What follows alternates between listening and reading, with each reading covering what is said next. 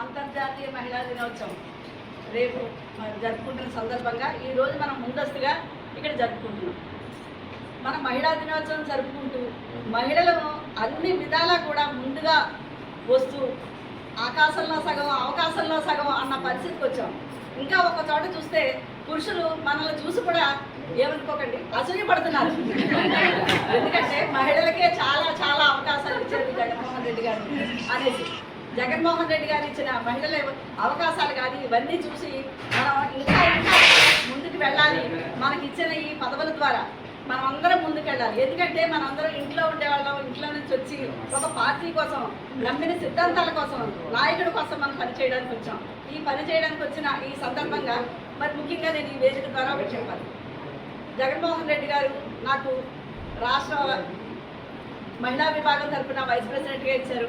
నాకు అండదండలుగా కన్నబాబు గారు, అలాగే ద్వారపూడి చంద్రశేఖర్ రెడ్డి గారు, రాజా గారు, జిల్లా నాయకులందరూ కూడా నాకు సపోర్ట్ చేసి నాకు వైస్ ప్రెసిడెంట్గా అవకాశం కల్పించారు. అవకాశం కల్పించిన జగన్మోహన్ రెడ్డి గారికి మహిళా దినోత్సవం రోజున ఆయనకి కృతజ్ఞతలు చెప్పుకుంటున్నాను. ఇక్కడ నాయకులకి అందరికీ కలిపి కన్నబాబు గారికి, అలాగే ద్వారపూడి చంద్రశేఖర్ రెడ్డి గారికి, దాడిశెట్టి రాజా గారికి అందరికీ తెలియజేస్తున్నాను. మనం ఇక్కడ దాకా ఈ వేదిక దాకా వచ్చామంటే, ఒక ఇంట్లో నుంచి బయటకు వచ్చామంటే మనం ఎంతో స్థిరంగా మానసికంగా కూడా ఎంతో స్థిరంగా ఉండగలగాలి. కొన్ని ఈగోస్ని పక్కన పెట్టగలగాలి. నేను ఒక చెప్పేది నాయకురాలుగా కాకుండా మీరు చిన్నగా తీసుకోండి, ఒక అమ్మగా చెప్తున్నాను అన్నది తీసుకోండి. మనకి చాలా చాలా ఈగోస్ ఉంటున్నాయి. ఆ ఈగోని పక్కన పెట్టండి. ఒకసారి మనం పార్టీ కోసం పనిచేయడానికి వచ్చాము. జగన్మోహన్ రెడ్డి గారిని సీఎంగా చేసుకోవడానికి, అలాగే ఇక్కడ నాయకుని స్థానిక నాయకుడిని మళ్ళీ ఎమ్మెల్యేగా చేసుకోవడానికి మన మనసులో ఎప్పుడు ఉండవలసింది అదే. ఇక్కడికి వచ్చామంటే ఆ పని కోసం పెట్టుకుందాం, మిగిలినవన్నీ పక్కన పెడదాం. ఇవన్నీ చేసుకుని మనం పని చేద్దాం. ఒకటే నేను సోషల్ మీడియా ద్వారా అధ్యక్షురాలు గారికి ఒక విన్నపం కూడా చేస్తున్నాను. మీరు కూడా ఒక మహిళ కాబట్టి ఇది మాకు సోషల్ మీడియాకి జిల్లా అధ్యక్షురాలు మహిళ కావడం అన్నది మనకి చాలా చాలా గర్వకారణం అండి. ఎక్కడ మహిళలు ఇలా ఉంటున్నారు. ఇలాంటప్పుడు అమ్మ ఒక రిక్వెస్ట్ ఏంటంటే, మీరు ఇన్ఛార్జీల కోసం కానీ మిగిలిన వాళ్ళ కోసం మీరు అన్ని పనిచేస్తారు, మీరు పెట్టాలి. అలాగే ఇందులో చాలామంది మాలాంటి వాళ్ళకి ఏదో ప్లాట్ఫామ్ ఉంది, మేము కట్టుకోగలుగుతాం. ఇందులో చాలామంది మాట్లాడగలిగే వాళ్ళు ఉంటారు, అలాగే రాయగలిగే వాళ్ళు ఉంటారు.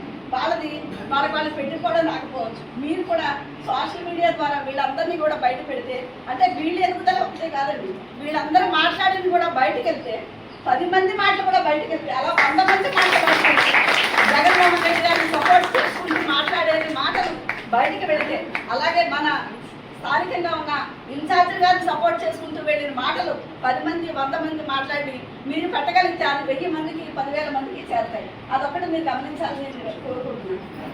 ఇదొకటి మీరు అది చేయండి. ఇంకా ఇప్పుడు మనకు ముఖ్యంగా జరిగాయి, ఇప్పుడు వరకు జరిగి అసెంబ్లీ అంతా మీరు టీవీలో చూసుంటారు. అసెంబ్లీ సమావేశాలు చూసారమ్మా, మీరు చూసారు కదా. అందులో ప్రతిదీ ఎక్కడైనా మీకు నిజాలు కనబడ్డాయమ్మా? ఎన్ని అబద్ధాలు. ఇంకా లడ్డు మహాప్రసాదం గురించి మొదలుపెట్టిన వివాదం గురించి మీరంతా వింటూనే ఉన్నారు. అందులో ఏది లేదని తెలిసిన తర్వాత కూడా ఇంకా జగన్మోహన్ రెడ్డి గారిని బ్లేమ్ చేయాలని రకరకాలు పెడుతున్నారు. నిన్న మండలిలో నిన్నే మండలిలో పవన్ కళ్యాణ్ గారు మాట్లాడుతూ ఎన్ని అబద్ధాలు చెప్పారండి. విధ్వంసక పాలన చేశారు జగన్మోహన్ రెడ్డి గారు అన్నారు. దానికి మీరు ఎగిపిస్తారా? మరి మనం అందరం ఖండించాలి కదా. దాన్ని మనం ఛానల్లోనే మాట్లాడక్కర్లేదు, మన ఫోన్లు ఉన్నాయి. మన ఫోనే ఒక ఛానల్, మనం మాట్లాడదాం, మనం చెప్పుదాం. అన్నిటికంటే వీళ్ళు విమర్శలన్నీ చేసిన తర్వాత ఆయన ఒక నిజం చెప్పగలిగారు.